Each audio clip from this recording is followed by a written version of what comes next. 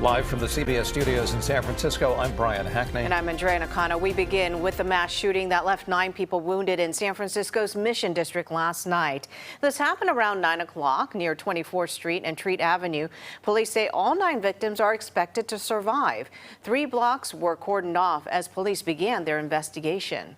Police say the shooting appears to be targeted and there's still nobody in custody. As John Ramos reports, many residents are now wondering how much their neighborhood and the city itself may be changing.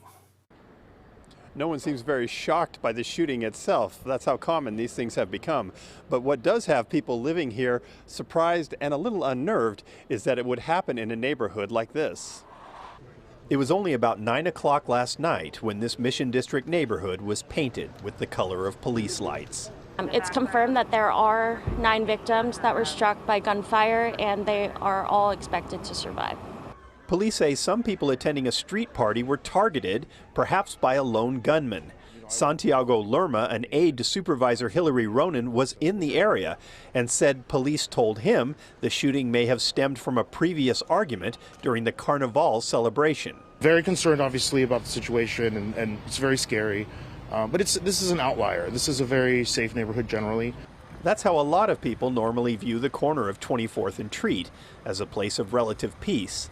And that's why resident Zora Aram was so shocked by the number of people injured. I mean, I don't think that it's reflective of the neighborhood. I think it's the most beautiful community. People are so kind here. And I'm not sure, who did this or what happened exactly. But I definitely don't feel like it reflects the character of the neighborhood in any way. And Mayor London Breed insists it really doesn't match the character of the city either. Well, 9 people, that's a lot, of course. And I think that, what we're seeing in San Francisco, when we look at our data, a lot of the violent crime, we've seen the numbers decline considerably. So this is definitely heartbreaking and challenging, not just for the Mission community, but for our city as a whole. But Cynthia Carrillo isn't looking at data. She only sees the way her neighborhood is changing, and it scares her. I feel like nothing's getting better. Nothing's being done. They really need to enforce something to be done because it's not getting better. It's not. What's happening to the whole San Francisco? It was never like this. Never like this. Something's gotten out of control. What do you think has changed? God, I don't know. I think it's a lot of the way the mentalities of these children that are growing up now has changed completely. And they've got anger inside them, hatred inside them. There is no data to measure anger and hate. That's why things like this can spring up unexpectedly, anytime, anywhere. And it can instantly change the perception of a neighborhood, even to those who live in it every day.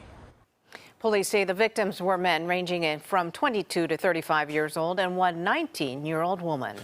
BART is facing a fiscal cliff, struggling to attract riders as pandemic relief funds run out. Now it'll be asking riders, the riders that it does have, to dig deeper into their wallets. The current state budget proposal does not include any money for public transit. State lawmakers have until June 15th to make revisions, but with the state billions of dollars in the red, adding expenditures may be a tough sell. So with all that looming, BART just approved an 11% fare hike over 2 years. Parking fees would rise between $1 and $3 to as high as $6.30, and BART could start charging for parking on weekends and weekday afternoons, depending on demand. The agency is facing an estimated $93 million deficit in 2025. On the topic of transit, an alert for drivers in Alameda County this weekend. Late last night, Caltrans shut down a 4-mile stretch of southbound 680, and it will stay closed all weekend. The closure runs from Sonoma Boulevard down to Koopman Road. Caltrans will be doing roadway repairs until early Monday morning. And a reminder for Peninsula travelers, Caltrain is suspending service between Millbrae and San Francisco this weekend and next for electrification work. Caltrain tested one of the new trains this week for the first time. They could be ready for riders by the fall of next year. By the way, Wilson did mention the downtown San Francisco's post-pandemic recovery or lack thereof. And of the 63 cities tracked by downtownrecovery.com, San Francisco ranks dead last with just 32% of its pre-pandemic activity. Other Northern California cities are struggling as well. San Jose is at 71%. 23rd in the country. The domestic terrorist known as the Unabomber was found dead in his federal prison cell this morning at the age of 81. Ted Kaczynski admitted to 16 targeted bombings as part of a terror campaign against modern technology and environmental destruction. He was once a gifted mathematician who worked right here in the Bay Area. Kaczynski was a math professor at UC Berkeley in the late 60s before rejecting technology and industrialization and moving to a remote cabin in Montana. He targeted universities, airlines, and scientists over the course of 17 years. 3 of his victims died and 23 were injured. The FBI arrested him in 1996 and he was sentenced to 8 life terms in prison. 3 of the bombings took place right here in the Bay Area, and we have recovered old KPIX coverage of the incidents. In 1982, an engineering professor at UC Berkeley was injured when a package left in Corey Hall exploded. He suffered burns and shrapnel wounds to the hand and face. And 3 years later, in the same hall at Berkeley, an engineering graduate student lost 4 fingers when a plastic bomb in a computer lab exploded. And then in 1993, a geneticist working at UCSF lost 3 fingers and some hearing when he opened an explosive package delivered to his house in Tiburon. Meantime, former President Trump held his first rally since being indicted on 37 charges over alleged mishandling of classified documents. It's the first ever federal case against a former president. Christian Benavides has more.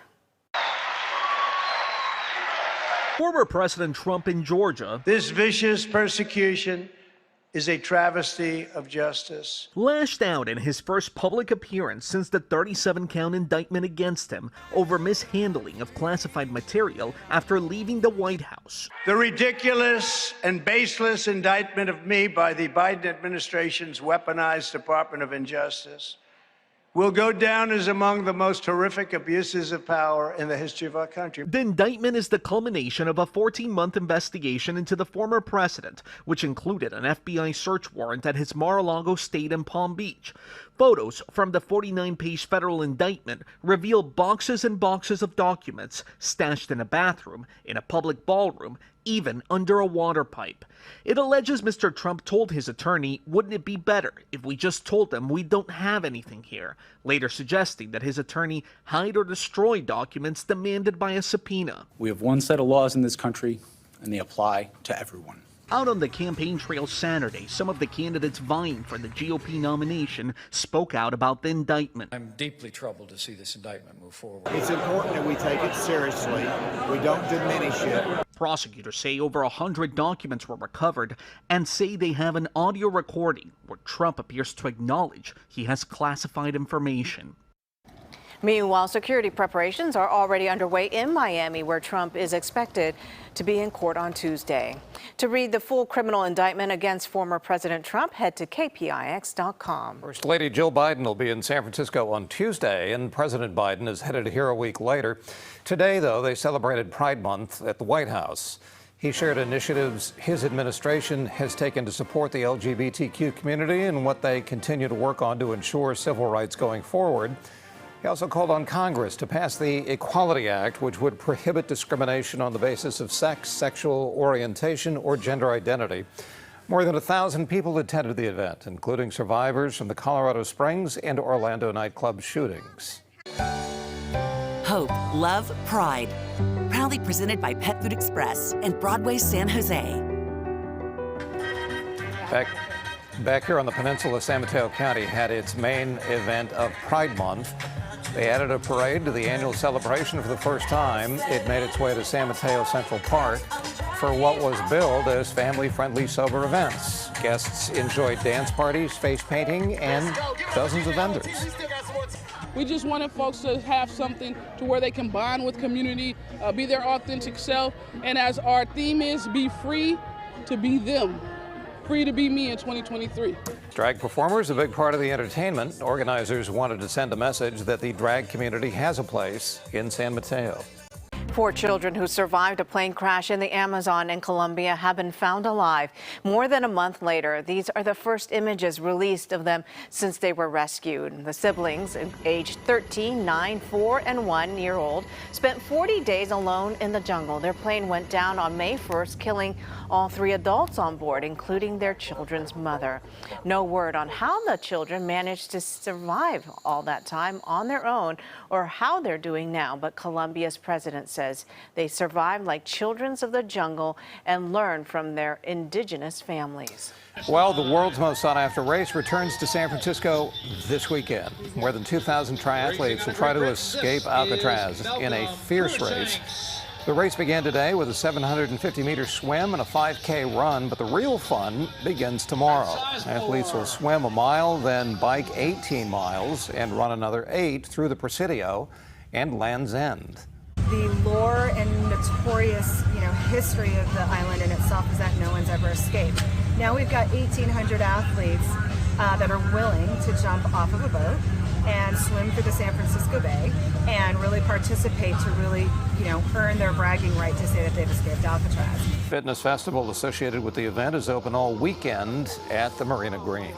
A local Olympic gold medalist is in San Jose today for a celebration to promote the importance of reading. Figure skater Christy Yamaguchi's Always Dream Foundation works to help low-income families have access to books. She joined best-selling authors and youth entertainment at the Children's Discovery Museum. It's a family literacy festival with music readings and arts and crafts. Really hoping that the families that come today take away just how important they are in their child's education, that they can really make a difference in their lives, and to celebrate. Families got to go home with lots of free books signed by the authors and the illustrators there. And that'll do it for us. Thanks for watching. We'll see you back here at 11 tonight. Until then, the news always continues streaming on CBS News Bay Area. We'll see you then. How's the skies going to look tonight, Greg? Still partly cloudy. All right. Partly cloudy. Partly cloudy. An unexpected low. All right. Thank you. We'll see you at 11.